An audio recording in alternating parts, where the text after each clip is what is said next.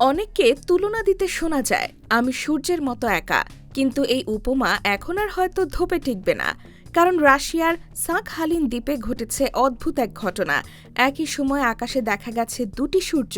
দ্বীপটির মানুষ এমন দৃশ্য দেখে অবাক হয়ে গেছেন। অদ্ভুত দৃশ্যকে ক্যামেরায় ধরেও রাখা হয়েছে। আন্তর্জাতিক সংবাদ মাধ্যমগুলো জানিয়েছে এটি একটি প্রাকৃতিক ঘটনা। একে সানডগ বলা হয়। বিশেষজ্ঞরা জানান এটি সানডগ, বায়ুমণ্ডলীয় অপটিক্যাল ইফেক্ট। সানডগকে কখনো কখনো মকসান বা পারহেলিয়া বলা হয়।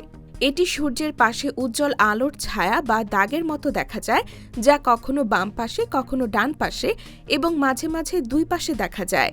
তারা আরও বলেছেন এটি একটি ভ্রম। মূলত এই অঞ্চলের তাপমাত্রা এতটা কমে গেছে যে বাতাসে বরফের স্ফটিক তৈরি হয়েছে। সেই কারণে সূর্য একাধিক স্থানে দেখা দিয়েছে। প্রকৃতপক্ষে আকাশে একটি সূর্যই ছিল।